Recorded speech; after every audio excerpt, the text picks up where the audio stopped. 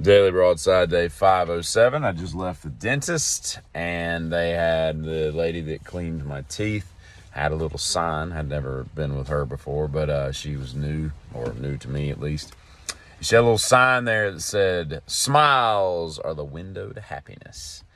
I read it, and I looked at her, and I was like, "Is that your sign?" She was like, "Yeah, my daughter gave me that." And I'm like, "Oh, okay." I said, "What about titties and bourbon?" I was like, "Because those are windows to happiness as well."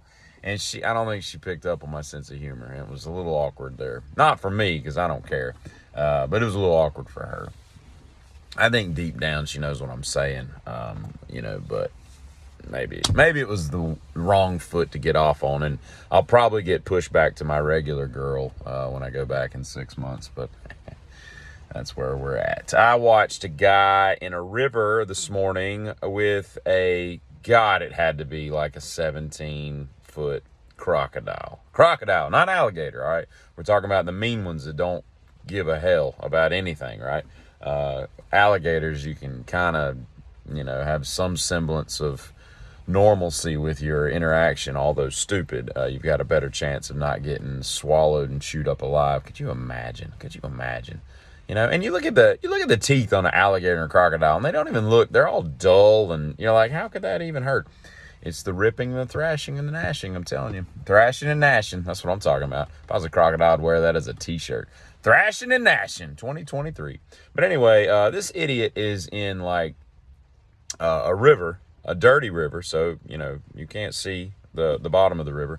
And he's standing up, and he's got raw chicken in his mouth, because why wouldn't he? And this raw chicken, it's probably 8, 9, 10 inches long. And he's sitting there, and the crocodile has come up out of the water, and he's taunting it and all this. And it bites it, and within inches of his own mouth, and then he puts his head underneath its this part, its neck, I guess, I don't know, its throat, and then lifts it up, and I'm thinking, what in the hell?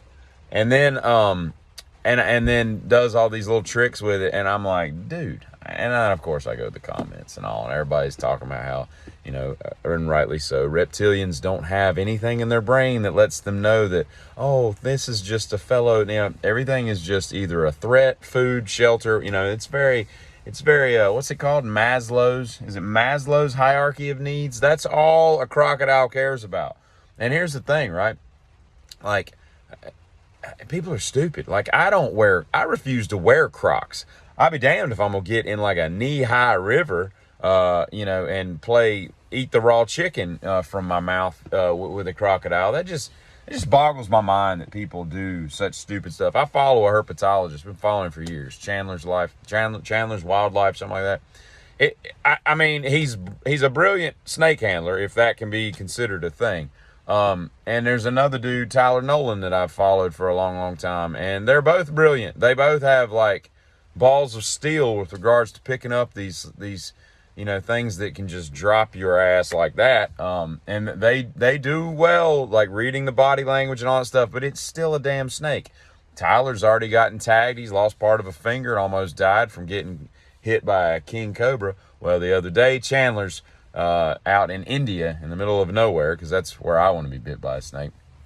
He's playing with an Indian cobra and some Russell's vipers and all this crap, and he gets the Indian cobra and it tags him on the end of the finger. He immediately spits it out, clamps his finger down. He's got his finger down clamped for just holding it to try to get the cytotoxic venom to not go through the rest of his body, because then it'll just shut down all his organs and everything, and he'll stop breathing and whatnot.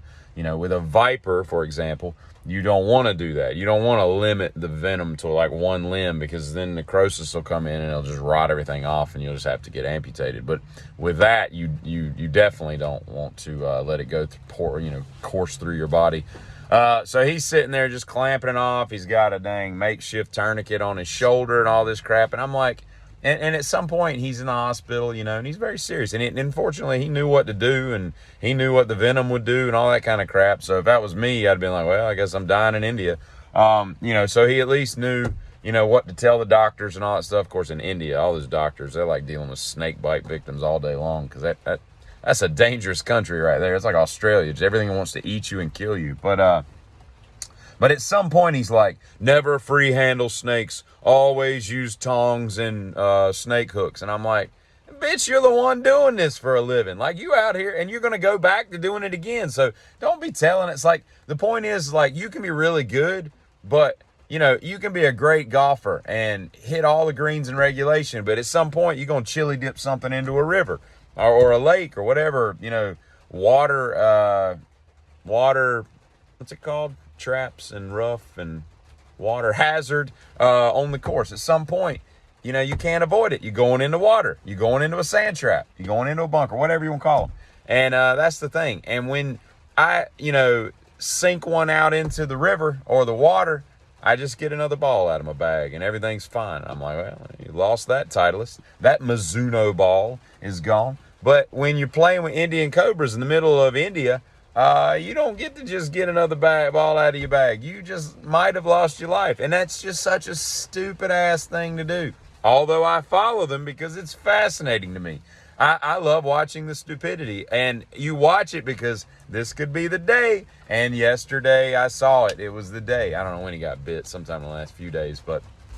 And I'm not wishing to do death. I mean, that's not my point. My point is, it's just, you know, you're watching. It's like going to NASCAR. I've been to many NASCAR races, and they're fun to watch and all, but the crashes do make things a lot more exciting. You know what I mean? And, you know, I was watching something the other day, and we were talking about how strong gorillas are, you know, and what could a gorilla bench press and all this stuff. And there are all these theoretical things. And, you know, I obviously have way more upper body strength.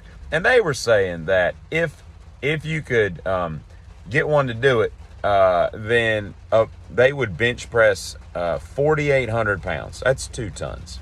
I find this very difficult to believe that the muscle fibers in a gorilla would be able to lift 2 tons. I mean, that's a Tahoe. You know, you can't just put a Tahoe on a gorilla and the gorilla be like, get this damn Tahoe off me.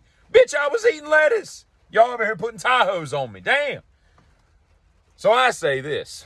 The record for a human, right, is like 780 pounds as a bench press, which if you watch that, those people, you're just like, these people are going to die. You're going to drop that stuff. You ever seen people like, it's hard to watch, people dropping stuff on their chest, like doing all kinds of, you know, like their elbows blowing out, you know, or, you know, they drop like 400 pounds on their chest and just cracks them and it looks painful. Or better yet, they're, you know, squatting and their knees give out and oh God. And then the weights come down and like pin their head to the floor, and that's some horrible injuries, I say. But here's what I say to gorilladom, okay? Gorilladom, I'm pretty sure is a word. And if not, it damn sure is right now. So take note, people who write dictionaries. So why don't we just get the damn gorilla, put it on a bench, and let's load up 4,800 pounds in plates. We're going to have to get some really dense metal because I don't know if you could put enough 45-pound plates on it. I mean, that damn bar would stretch across the continent, you know, so, and let's just see what he does, and let's say, all right, gorilla. And I think if you know, the gorilla, he doesn't understand our language, you know, he's just merely a caveman, but I think if you lowered it down onto his chest and wrapped his, you know, hands around it, I think his natural instinct is going to be to push it off of him, just like you would with parking a Tahoe on him, you know. So we'd see, damn, that some bitch just lifted 4,800 pounds. That's an impressive gorilla. Get him.